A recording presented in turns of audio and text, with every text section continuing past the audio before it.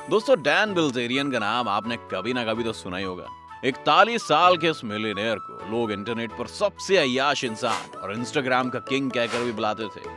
Celebrities के साथ party करने से लेकर 10,000 से ज्यादा लड़कियों के साथ सोने के बड़े बड़े दावों वाला ये इंसान सबकी नजरें अपनी तरफ खींचे हुए था। डैन की जिंदगी कुछ ज्यादा ही अच्छी चल रही थी और यहीं से लोगों को दाल में कुछ काला लगने लगा। फिर एक एक करके जब डैन की सच्चाई बाहर आई तो लोग उसे इंटरनेट का सबसे बड़ा फ्रॉड कहकर बुलाने लगे। क्या है पूरा मामला और कैसे डैन की बनाई हुई इमेज बस कुछ चंद पलों में ही ठह गई, जानेंगे आज इस वीडियो में। तो वीडियो के अंत तक जरूर बने रहिएगा हमारे साथ। डैन अपनी महंगी पार्टियों और राजाओं जैसे लाइफस्टाइल के लिए इंटरनेट पर बहुत वायरल थे। लोगों में एक रियल लाइफ टोनी स्टार्क बनकर डैन उभर रहे थे। तब डैन से ये पूछा जाना लाजमी था कि डैन के पास आखिर इतनी दौलत आई कहां से। डैन के मुताबिक उन्होंने पोकर खेलते हुए $5 करोड़ से ज्यादा जीते और उसी पैसे के दम पर आज वो इतनी ऐश कर रहे हैं। अगर आप इस दावे की पड़ताल करेंगे तो आप पाएंगे कि दुनिया के सबसे बड़े प्रोफेशनल पोकर प्लेयर्स भी ये बात मानते हैं कि इतना पैसा कोई पोकर खेलकर नहीं कमा सकता। साथ ही डैन को जब भी ऑनलाइन पोकर खेलते हुए देखा गया है तो कई पोकर एक्सपर्ट्स ने ये बात मानी है कि डैन को पोकर खेलना नहीं आता, वो एक नौसिखिए की तरह पोकर खेलते हैं। तो डैन के इस दावे पर सवाल उठना तो लाजमी है। जब डैन पर लगे और भी गंभीर आरोप सामने आने लगे तभी डैन का एक 2009 का वीडियो इंटरनेट पर वायरल हो गया जिसमें वो एक पोकर टूर्नामेंट में खेल रहे हैं। और कमाल की बात तो ये है कि डैन उस टूर्नामेंट में 180वें नंबर पर रहे थे। डैन के और भी कई बड़े झूठ अब सामने आ रहे हैं, जैसे डैन का यह दावा था कि उन्होंने अमेरिकन मिलिट्री में अपनी 4 साल की सर्विस दी है। और सिर्फ इतना ही नहीं, उन्होंने अमेरिकन नेवी सील बनने की भी ट्रेनिंग ली है। अमेरिकी नेवी सील्स दुनिया के सबसे टफ कमांडोज में से एक माने जाते हैं।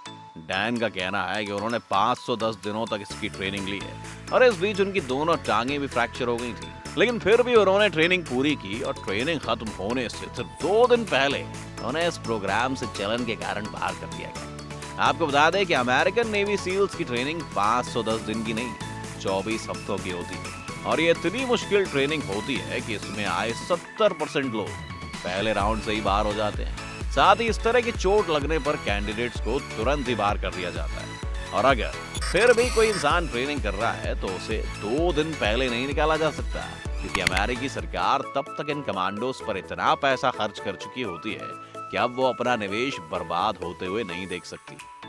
डैन ने इसके अलावा ये भी कहा कि वो अब तक 10,000 से ज्यादा लड़कियों के साथ सो चुके हैं।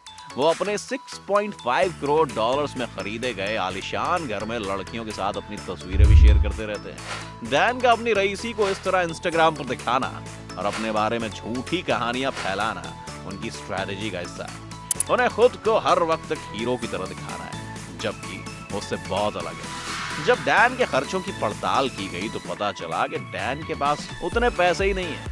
डैन का खर्चा उनकी कंपनी इग्नाइट के पैसों से दिया जा रहा है, जो 2018 में डैन ने शुरू की थी। डैन की बढ़ती पॉपुलैरिटी और इंस्टाग्राम फॉलोअर्स को देखकर इन्वेस्टर्स भी इस कंपनी में पैसा लगाए जा रहे थे। इस कंपनी का दावा था कि ये प्रॉफिट कमाने के लिए प्रोडक्ट्स बेचा करती है, लेकिन सच तो ये था कि कंपनी कुछ बेच ही नहीं रही थी और सिर्फ ये चाह रही थी कि लोग अपना पैसा इस कंपनी में लगाते रहें, जिससे डैन की अय्याशी भरी जिंदगी चलती रहे।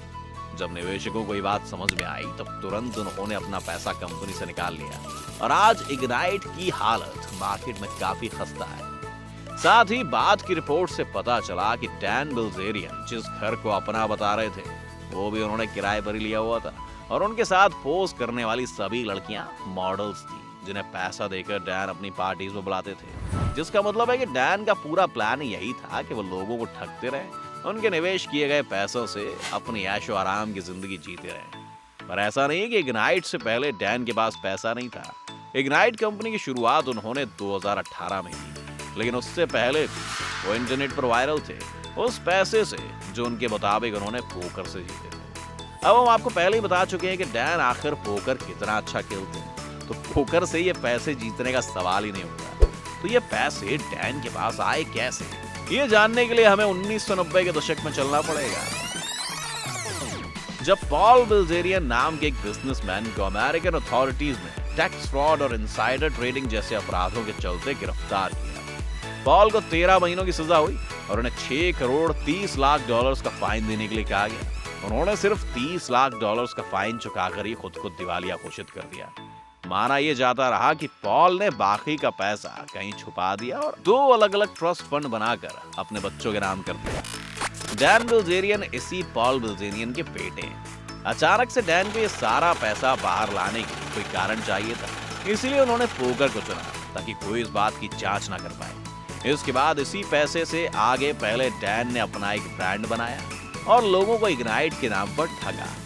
कुछ लोग तो ये भी मानते हैं कि इस पूरी कंपनी को ही डैन के पिता पॉल चला रहे थे। ये सिर्फ एक कल्पना नहीं है, इसके पीछे भी कई सबूत मिले, जिनमें से सबसे बड़ा सबूत ये है कि अमेरिका के नियमों के मुताबिक जेल से छूटने के बाद डैन के पिता पॉल किसी भी और कंपनी में बिजनेस नहीं कर सकते। इसलिए जब इग्नाइट को स्टॉक एक्सचेंज पर लिस्ट करने की बारी आई तो बचपन से ही अमेरिका में पले बढ़े डैन बिल्जेरियन ने अचानक कंपनी को अमेरिका की जगह पड़ोसी देश कनाडा के स्टॉक एक्सचेंज पर लिस्ट कर दिया।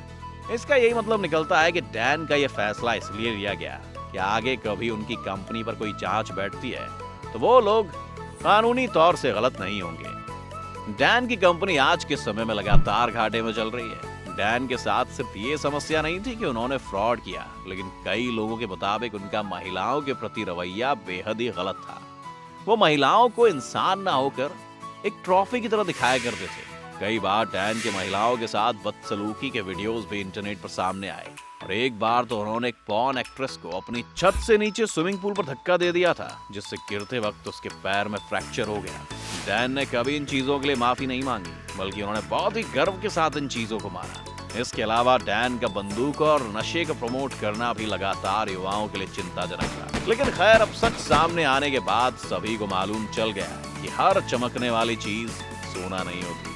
डैन को एक ही वक्त में businessman, poker player, Playboy, influencer सब कुछ बनना था और इसीलिए उन्होंने भी शॉर्टकट लेने की सोची।